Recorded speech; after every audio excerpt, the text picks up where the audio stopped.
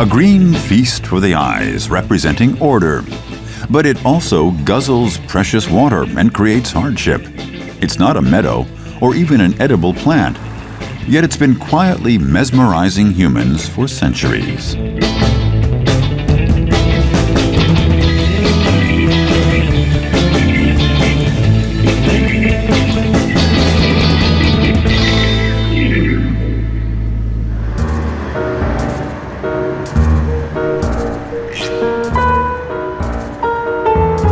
A mud-colored wasteland in the middle of Berlin. Exactly on the spot where the East German government once demolished the ancient Prussian castle, something special is about to be created, something that will give a new face to this famous site. The office of landscape architect Gero Heck won the bid to realize it.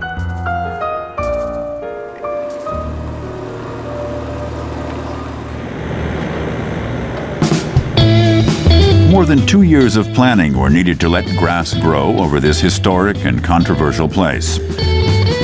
Quite a challenge for the landscape designer. The lawn has come a long way, as the sod was harvested in the Netherlands and shipped overnight to Berlin. The sod arrived just in time to be laid out on its new home. The project isn't cheap, but city officials hope to create true natural beauty in the midst of the city. The grass will also produce oxygen for more than 300 people, a rate equal to 200 acres of pine forest.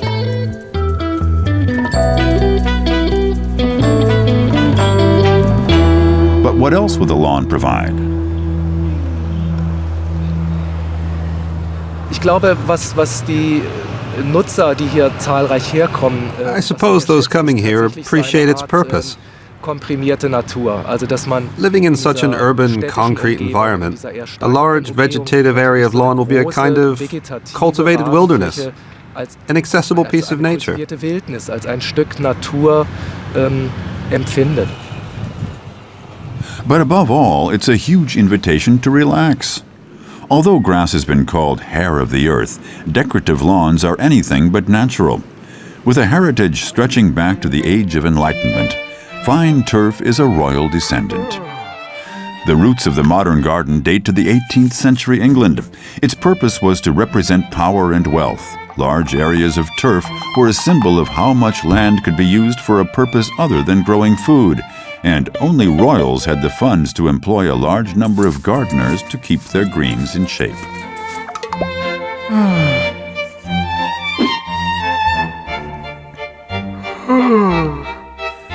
Open parks were meant to express ideological values and claims to power. The English lawn as a status symbol emphasized the social hierarchy. Soon enough, the new garden ideal spread across continental Europe. Framed flower beds, so-called pleasure grounds, became the center of royal life.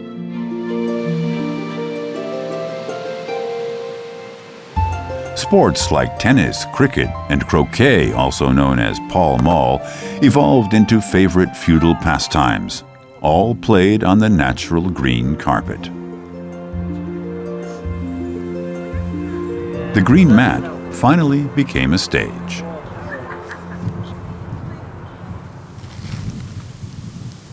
In time, the bourgeoisie followed the royal ideal. While gardens were once appreciated for self-sufficiency, modern leisure-loving society is unthinkable without neatly trimmed carpets of turf.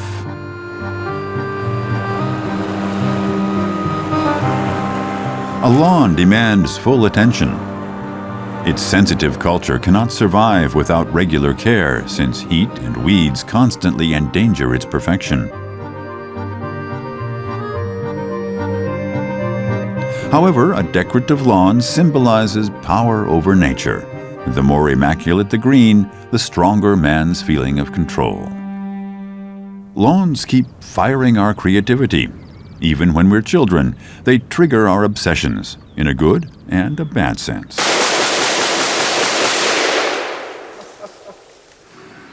Do we recognize ourselves in it? Does it remind us of our own mortality? What secrets lie within its green perfection?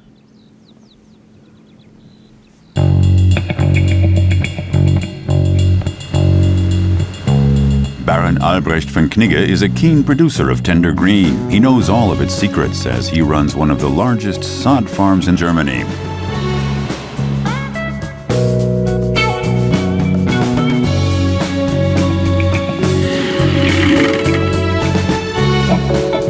Everything here is about the right upbringing. Clients come from as far as Azerbaijan to buy Knigge's turf.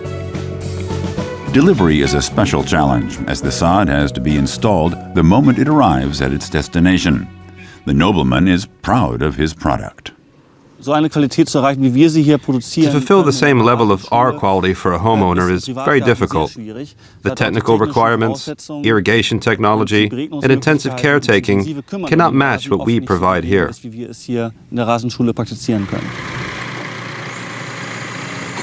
The lawns need 1 year of care before they're ready for sale.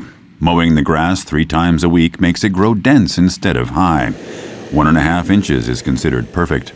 The trimming is efficiently done by Germany's biggest lawnmower, custom designed and built by the Baron himself.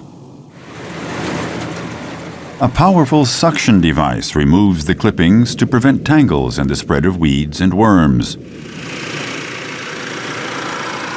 Grooming per roll is just one of 120 steps that must be followed.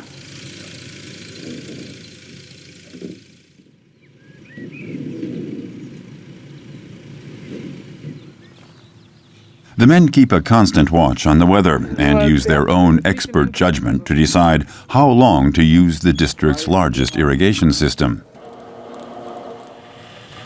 The average water requirement of this turf is half a gallon per square yard per day.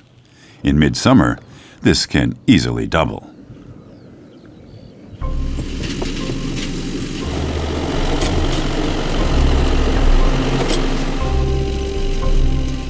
Proper humidity within the sod is critical for a successful harvest, which is why it's scheduled for early morning when there is fresh dew on the fields. The softer and moister the sod, the better it can be cut and rolled. Extra sensitive tires are an indispensable tool to avoid damage. In the whole of Europe, there's only one specialist able to maintain this kind of machine. Von Knigge is personally supervising the process. From harvesting to replanting, his team may have to wait as long as 24 hours, so ingenious logistics are required. The customer's reward is an instant, perfect rolled lawn without any hassle of sowing and growing. Such a weed-free garden may be expensive, but it's nearly perfect. What we consider a well-produced lawn is actually a combination of several breeds. This product is able to adjust to the most diverse conditions. So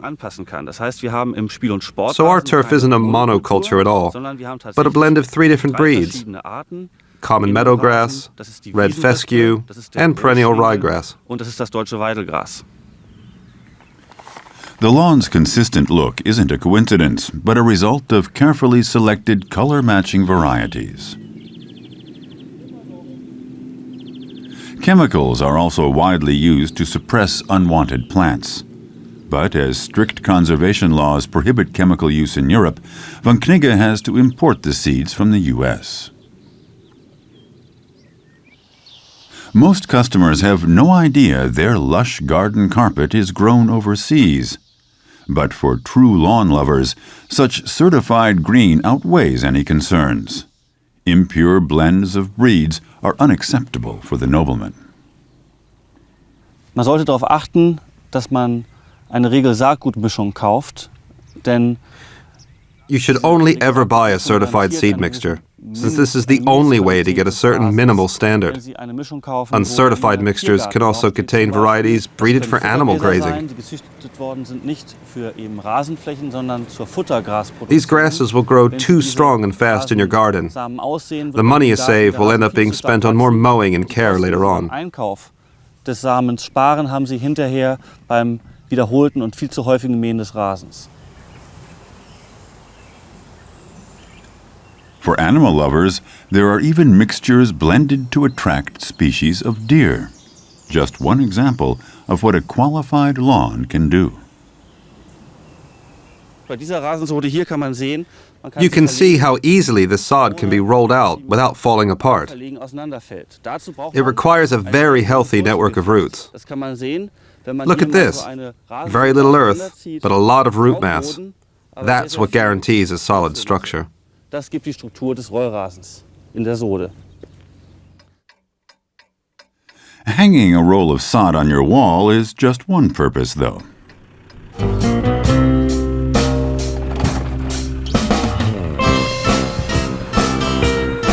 More than 30 soccer fields are harvested annually at this family-run business.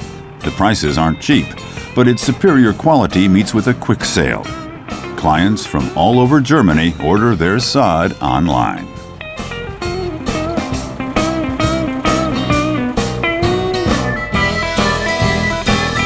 Impatiently, the customers await their instant green, sometimes a truckload, other times only a few square feet. The noble product is popular with epicures, who might even come to pick it up in their luxury cars. Excellent.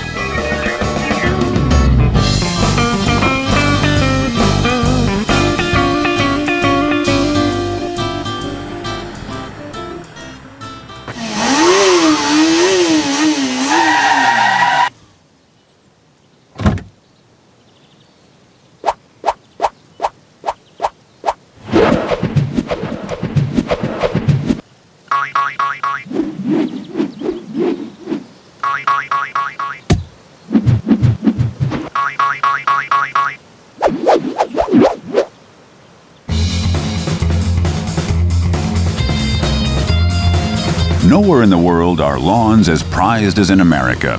A green mantle of grass has rolled across the continent and lodged itself in the minds of the people. $40 billion is spent on upkeep each year, while toy mowers teach tomorrow's lawn owners that mowing is fun. There are 12 different climate zones spread across the U.S., and lawns can be found in each one of them, from Arctic to subtropical. 82,000 Americans are hurt by lawnmowers every year, and according to NASA surveys, the number of grass clippings produced each year weighs more than 2 times the Paris Eiffel Tower.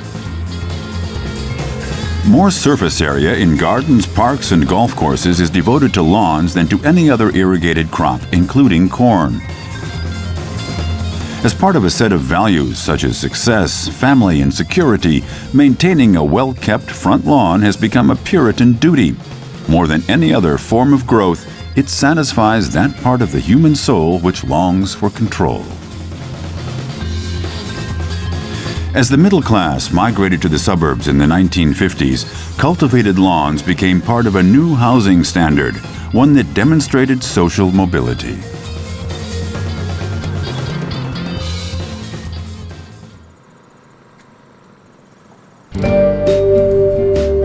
Like the interstate highway system, the lawn has unified the American landscape.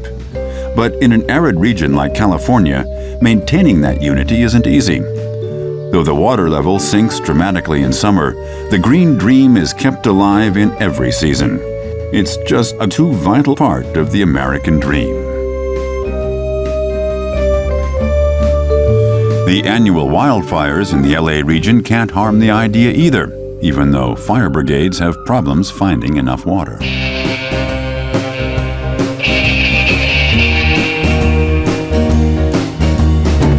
When necessary, the scorched hills can even be hydro-seeded by helicopter.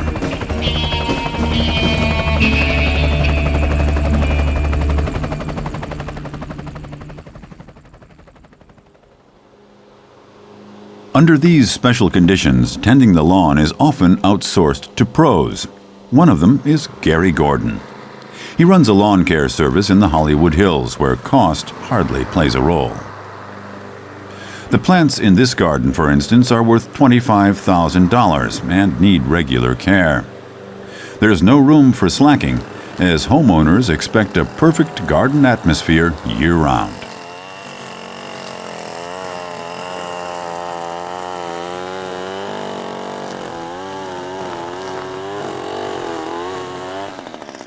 This is about 3 weeks old. 3 weeks ago, I weeded out the bed behind me, and today I pulled this out of the same bed that I weeded 3 weeks ago. So this goes to show you that in our area, you have to stay on top of the weeds. Summer is peak time for the crew. Customers are willing to pay several $100s a month for Gary's service. His team manages the job in 20 minutes per garden, as time is money in this business. While his guys take care for the mowing, the boss keeps an eye on the results. People still love their lawn. I mean, you talk to anybody in Southern California that has a yard, and the first thing they'll say is, how do you like my lawn? Isn't it green? Isn't it beautiful? More people will complain about problems with their lawn than their plants. They'll have plants die, and they won't say much about it. But if their lawn starts to turn brown, they will be all over you. They will be asking you, why is it turning brown? What can we do about it? How can we fix it? I want my lawn to be green. 1/6 of Americans entrust their lawn to an expert like Gary. But in a place where temperatures can rise to 36 degrees Celsius or 97 degrees Fahrenheit, daily mowing can be a tough business.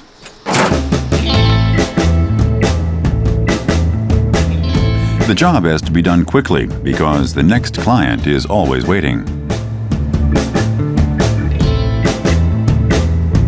As the rich and beautiful like to stay anonymous, the garden expert doesn't even know the names of all of his clients, but his work is highly appreciated. No, I've never done this lawn myself. It's a big project. They come twice a week. This is unusual for someone to come twice a week, but I think it's worth it, and he really stays up on things and looks beautiful. Gary worked as a greenkeeper on a golf course for years and developed his own tricks to keep the turf green. Using human hair as an ideal fertilizer is just one of them. Still, he wonders if a perfect lawn is really worth the cost. I think it is becoming a privilege of wealthier people because to order a big lawn like some of the ones you've seen today, you're probably looking at $100 to $150 to $200 a month in water.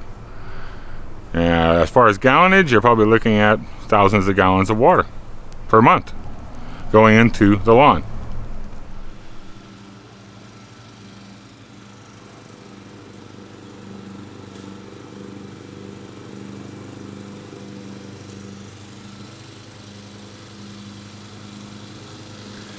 A sharp mower blade is essential for achieving a smooth look. While a dull blade rips off the grass, leaving yellow tips, a decent mower cuts it accurately.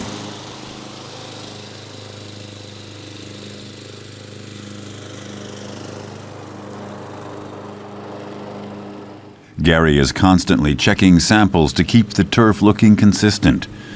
But by far, this isn't the only challenge. 1 week we mow actually like east to west, the next week we'll mow north to south, and the next week we'll try to mow on a diagonal pattern.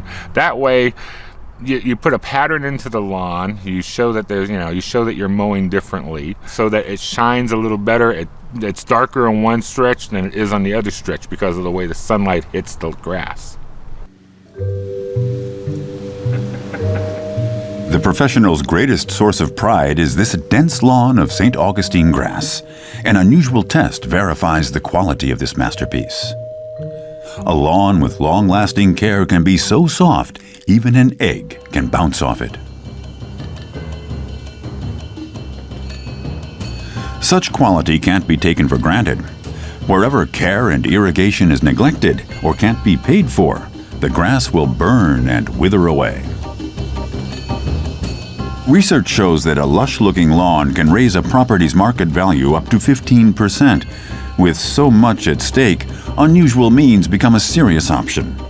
What may sound like putting lipstick on a pig is promising to be a good side job for real estate agent Steve.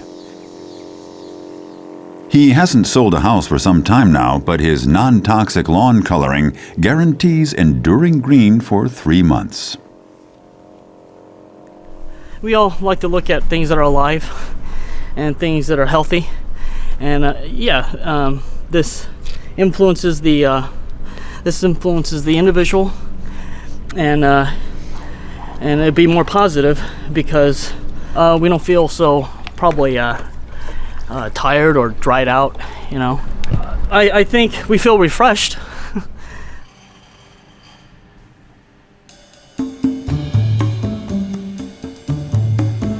Of course, there are more sophisticated approaches for dealing with the problem, too. Xeriscaping refers to a method of landscape design that questions the traditional turf. Water consumption is minimalized by planting only native plants whose natural requirements are appropriate to the local climate.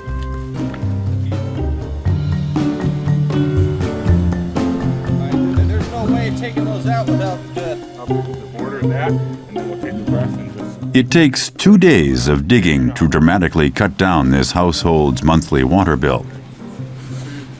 However, a little help is added from outer space. We cut the lawn back, put in a brand new irrigation system, which is a satellite-controlled box. That box is controlled by the satellite. The satellite knows when it's going to be hot, when it's going to be cold, when it rains, what type of soils you have, what type of plants you have. You program it so it knows all this stuff, and it waters accordingly.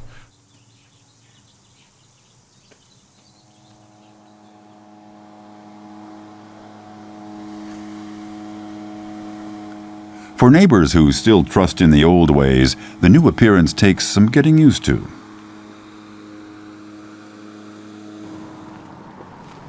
As a professional gardener, Gary would never use chemical tricks. Yet he knows all the options, including artificial coloring. From coyote pea surrogate to ant-stopping agents, a remedy is available against any kind of turf enemy. Well, the lawn's never been a natural thing.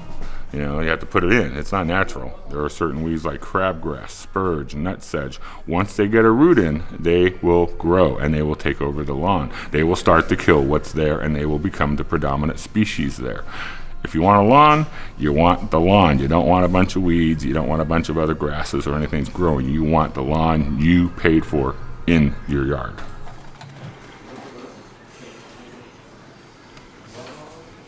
To achieve the industrial lawn ideal, Americans have used chemicals with abandon for decades. Their average use on a home lawn is far higher than in farming. The Environmental Protection Agency estimates that pesticide use on North American lawns exceeds 30,000 tons a year.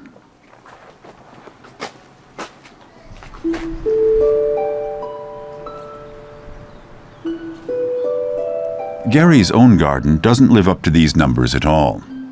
He doesn't use chemicals or cut his grass more than once a month. He isn't interested in breathing gasoline after work. Instead, since the age of 9, he's loved breeding orchids. In his greenhouse, he's tenderly cherishing his own idea of perfection.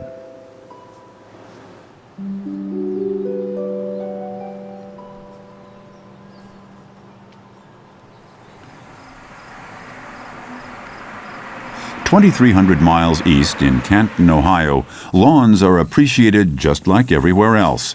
But something is different here.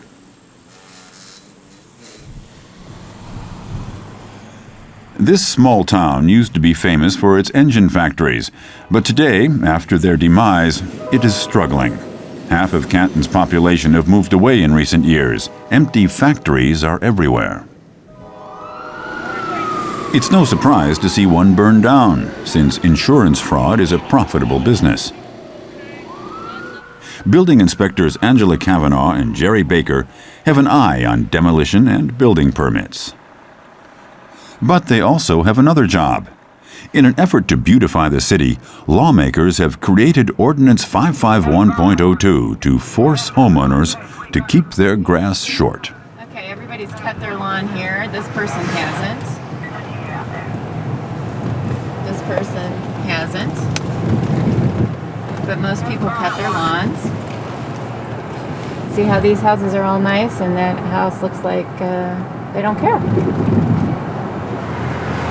What we do is if we see a lawn the grass is over 8 inches from grade, we can cite them for not mowing their lawn. And then if we come back and see that it is not done, it is a misdemeanor offense, and they can be charged criminally for not mowing their grass after some time. If you do not pay your fine through the court system, you may be jailed, yes. But that's in a very severe case. Usually people will cut their grass before going to jail. That's your landlord? My landlord? Yeah. What about him? Tell him to cut his grass. Okay, I'll tell him that, all right? Okay, I'm Angela. Nice to meet you. My name is Calvin. Hi, Kevin. Hi.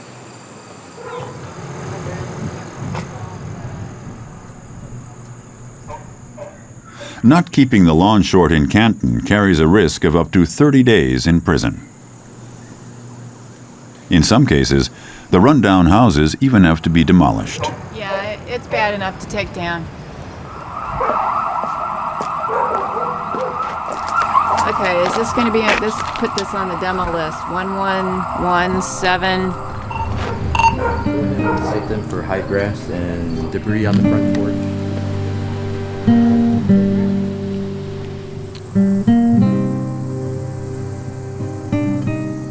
The idea of lawn as status symbol is in danger in this poor community.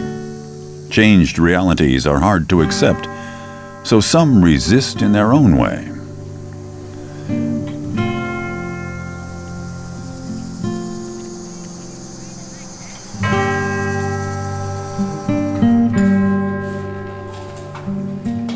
Good morning. Good morning. Good morning. How are you, Mr. Williams? Just fine. I'd like to use the lawnmower this morning, if you don't mind. Okay, this is what you have to do. You have to sign in your name, your phone, and the address. And you know that all lawnmowers have to be back within an hour and 30 minutes. Anything after an hour and 30 minutes, you have to call. All right. We're going to have a few days without rain. Oh, yes. Okay, you said you wanted the lawnmower. Yes. And then we also have a weed eater. So we're trying to get this lawnmower out. We already put the gas in here. Do you need a weed eater? No, not right now. Okay. For the past few months, homeowners can borrow lawnmowers and garden tools from this neighborhood community center for free. My plan was to take it easy this morning, then cut the grass, and then relax the rest of the day. But the grass won't wait, so the sun was shining today, so it's a good day to cut the grass. Mr. Williams' own lawnmower has been broken for a while, so he gladly accepts the community center's offer. He doesn't even have to pay for the gas. Highly motivated as he is, it takes the retiree half an hour to tidy up his garden. Inspired by his effort, other neighbors work hard to make a similar green impression. The free mower alone does the trick.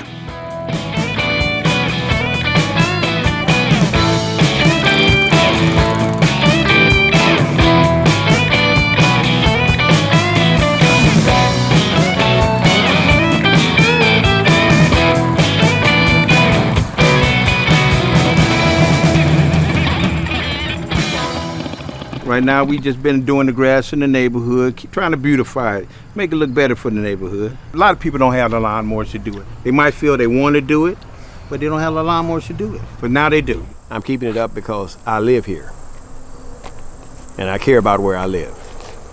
And I don't have to live in an exclusive neighborhood to enjoy my home or to make my home nice.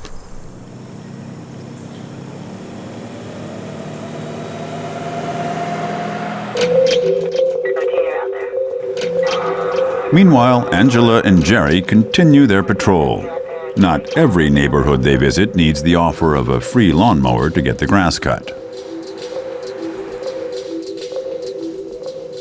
The Hills and Dales neighborhood is an old neighborhood and it's well established. The beauty of this neighborhood in that the more wealthier of our folks here in Canton live in this neighborhood. The lawn care here is a sign of prominence. It's also a sign of pride. It's also a sign of visible wealth and prestige. A timeless standard for which the new neighbors won't spare on costs, such as the heated waterfall that never freezes in winter. Soon the green status symbol will flourish here as well. The passion for a perfect lawn is a moral obligation, uniting all classes of society. Well-manicured grass remains an institution, a way of life, a setting for childhood, and a part of the American dream of home ownership and happiness. But more and more people can no longer hold on to the traditional standard. In a society still divided by class, the condition of this old-fashioned symbol questions the validity of this promise.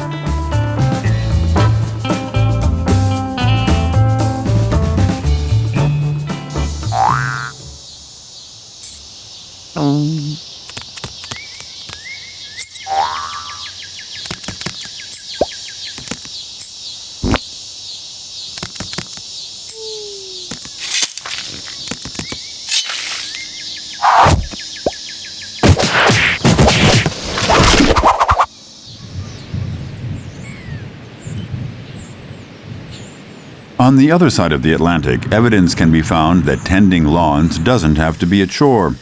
The quiet seaside resort of Southport is home to Brian Radam, who's been fascinated by lawnmowers since childhood. But it's not just the fully automated, solar-powered mowing robot that gets him excited. Brian has turned his hobby into a profession.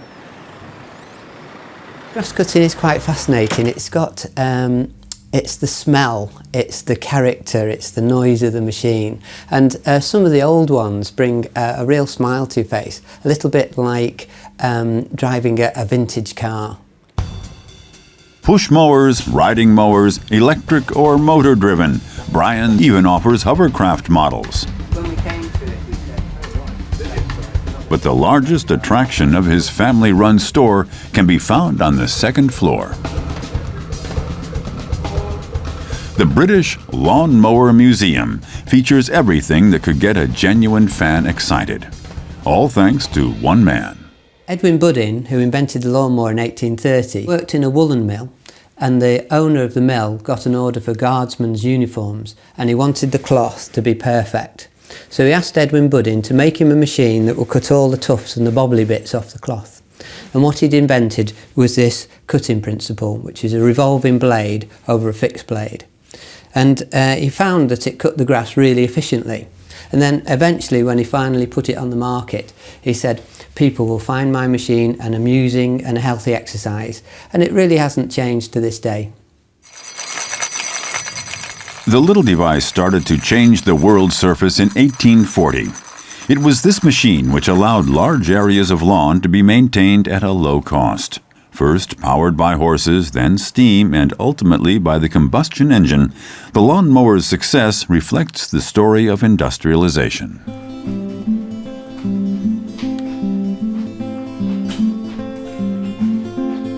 Brian refurbishes the old treasures too. For hard-to-find spare parts, he turns to his lawnmower cemetery. And this is just one out of 3 stocks, more than 600 old machines. The most precious ones are on display in the museum. Still, the exhibition documents far more than the odd cult of cutting grass. This wedding present for the royal couple was supposedly used by the Prince of Wales himself.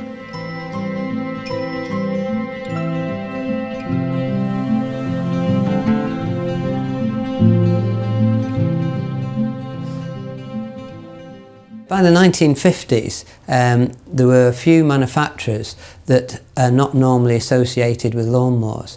Companies like Royal Enfield, famous for making motorbikes, and Vincent motorbikes. Wilkinson Sword were famous for making razors. They made a superb lawnmower in the 60s. But as cheaper machines came on the market, the quality machines started to dwindle down. While mass-produced lawnmowers from the Far East govern today's market, Brian's mission is to keep the memories of old-school engineering alive. It takes a lot of work to bring a 1926 Atco standard back to life. His satisfaction doesn't come from using his lawnmowers, it comes from saving them for posterity.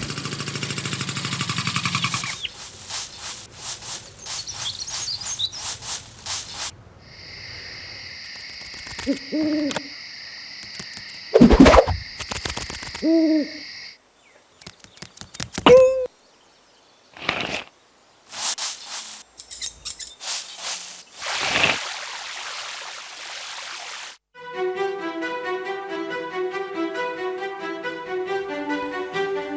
Death Valley National Park in Eastern California is one of the hottest places on Earth. Here, where the rainfall average is less than 2 inches per year, hundreds of thousands of tourists visit the park annually. For over 80 years, Furnace Creek Ranch has presented itself as a special attraction in the park, the golf course with the lowest elevation on Earth.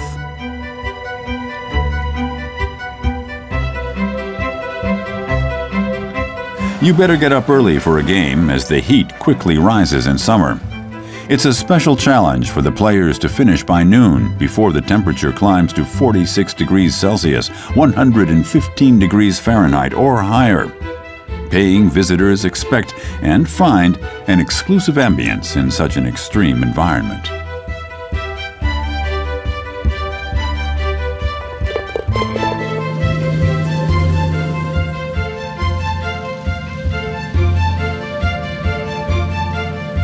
How can this luxurious oasis exist in the middle of a desert? To keep the grass green, about 20 fluid ounces of water per square foot are needed each day. Joel Southall is the environmental manager of the ranch. It's his job to ensure the golf course has an ample water supply.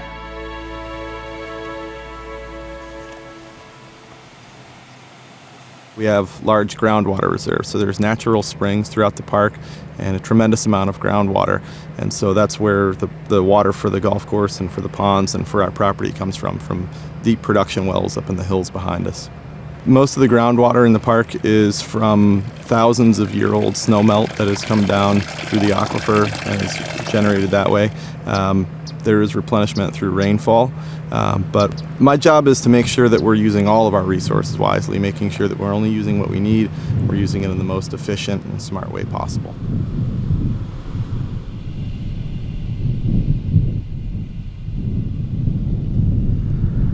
The water is tapped from wells hundreds of kilometers away and stored in huge reservoirs above the resort.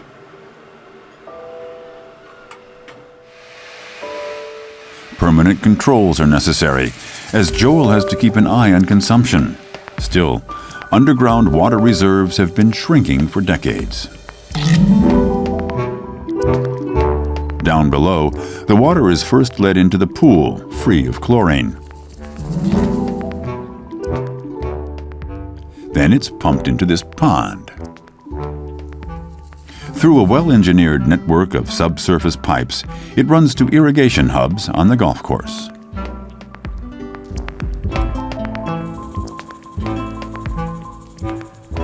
The turf only gets watered at night and early in the morning to keep evaporation low.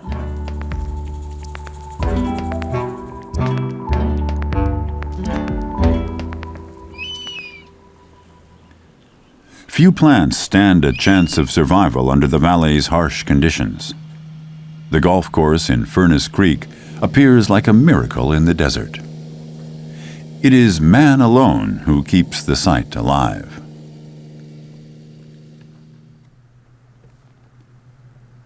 Various control points send data to determine how much water is needed in different areas.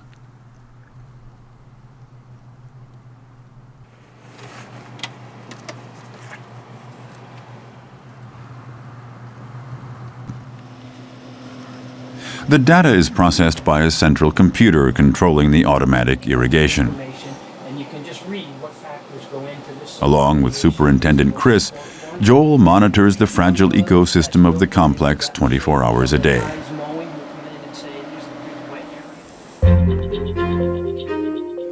While high-tech ensures the necessary conditions, the golfers seek a different challenge under the heat of the desert sun. The course is far more demanding than others due to the higher gravity and atmospheric pressure 200 feet below sea level.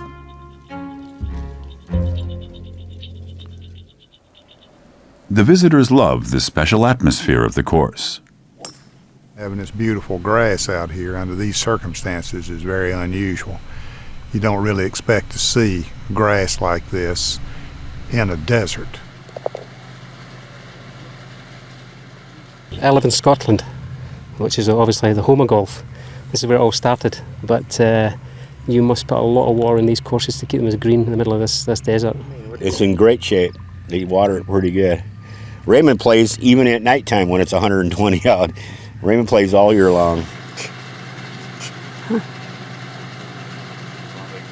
Of course, choosing the right variety is crucial. Bermuda grass, which has a high heat tolerance, is used throughout the course. Its name aside, the breed actually originated from Africa. The Bermuda grass really likes hot temperatures, and when it gets any sort of water, it grows a lot, especially in the summer. Less in the winter. It goes dormant, it becomes brown and stops growing in the winter, but in the summer it grows a tremendous amount. Bermuda grass can cope with dry, sandy ground.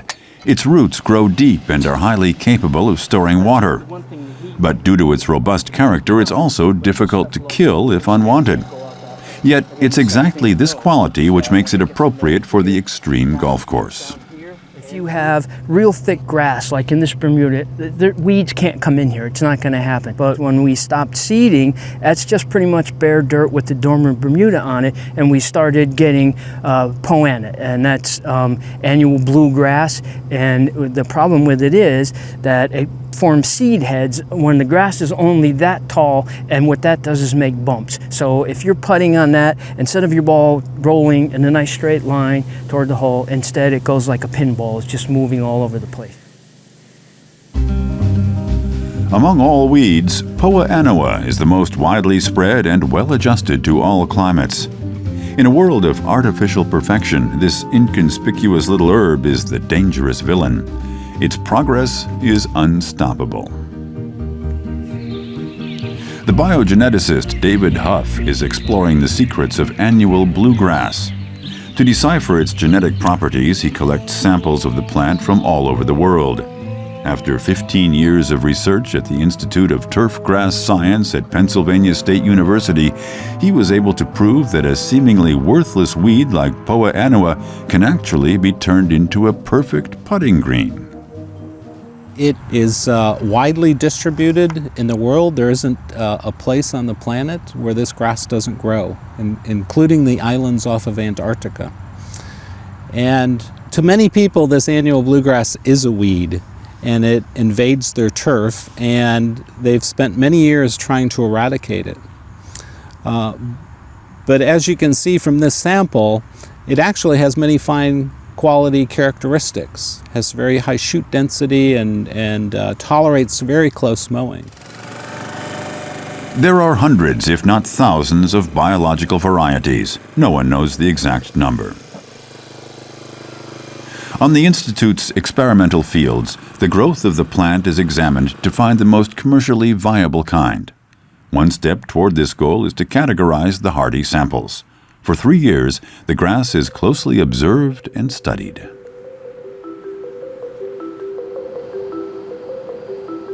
As soon as a sample shows promising attributes, the geneticist tries to isolate its specific genetic properties. But the exact reproduction code necessary for successful breeding hasn't yet been cracked. Harvesting seeds remains a tough job done entirely by hand. Though Poa annua is already being used at the U.S. Open, a drawback is that after a few years, it starts to develop new, uncontrollable characteristics. Meanwhile, the scientist keeps recording the rolling resistance of the mysterious weed.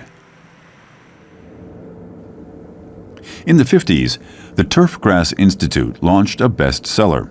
The Pencross variety is now used on 70% of the world's 30,000 golf courses.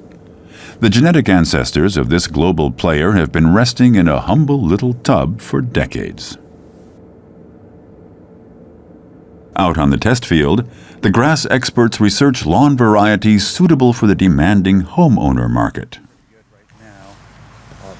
That one's got good density. Not as good color here. Yeah, as this that one's one. got the color. Yeah, but this one's got better density. Yeah, Yeah, it's a finer texture. Consumers want a lawn capable of dealing with both heat and cold, with little need for water and mowing. Before being put on the market, any new kind of grass undergoes a standardized 5-year testing procedure. Each of those species have their own strengths and weaknesses, and sometimes we use those species alone as a monoculture and only use cultivars of one species. And in other instances, we actually blend different species together. And so not only does it have to look good and perform well, but it has to do that month after month, season after season, and year after year. For the first 200 years of American history, lawns were the exception in landscape design, not the rule. Settlers were importing grass seed from Europe, Asia, and Africa. Even after more than a century of research, the most popular exotic varieties of lawn grass failed to naturally stay green year-round. Adopting the biologic intruders and achieving perfection has turned into a billion-dollar business.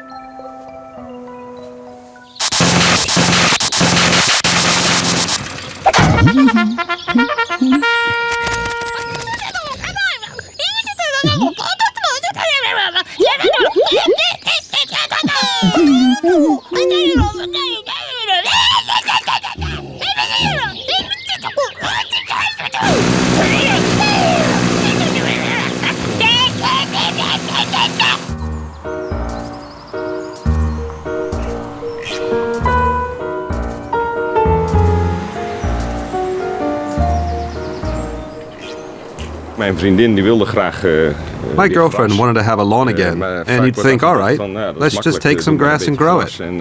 But maintaining a lawn is a heap of hard work, and soon enough the ground is bare again. For 1 year the grass remains pretty, but after 2 years it's all gone and full of weeds. I can't bear the thought. To water, to mow, to trim the edges, to fertilize, to thatch, to weed. Lawns demand man's constant time and attention. Does it have to be this way?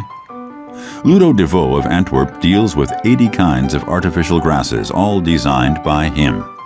He was the first in Belgium to commit to the new trend. Now business is doing well, and word of his quality product has spread.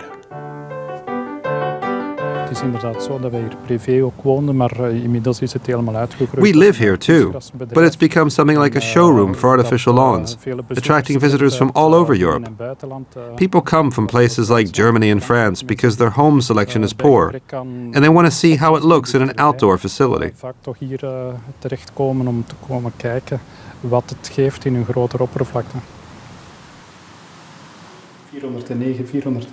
This is 409, 410, 411, and 412, with 411 being 409's little brother and 412 being 410's little brother.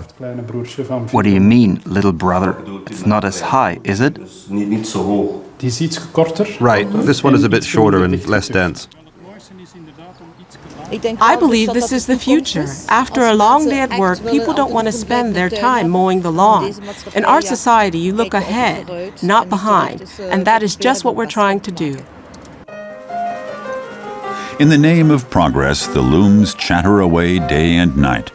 More than 400 soccer fields of artificial lawns are produced in this factory each year.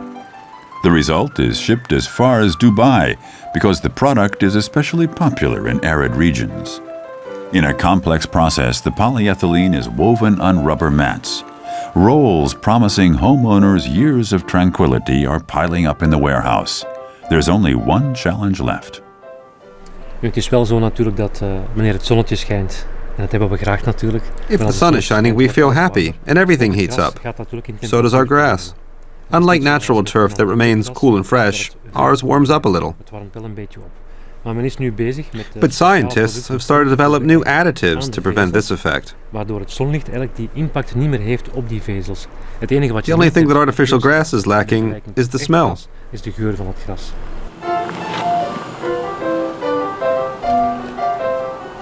Ludo offers a 10-year warranty on his artificial turf, but it can last up to 20 years before it has to be replaced.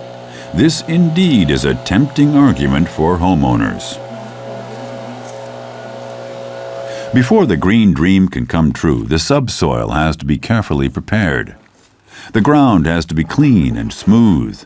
Rubber mats made of automotive industry waste are laid out. In a skilled process, the rolls can then be carpeted and glued together. Well, what about the curls? They'll lift up. Trust me.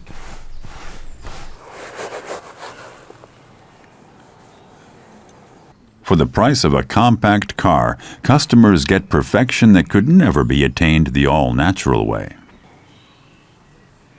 Mijn man die kan er dus niet tegen als hij naar buiten kijkt en daar is een My husband just can't stand when he looks outside and finds a bald spot here and some moss or a burnt spot over there. It really bothers him. Look outside now and all you see, a beautiful lawn. There's no hassle at all. He appreciates that a lot. Also, it's a nice, even color. Het gewoon één mooie egale kleur is. Ja.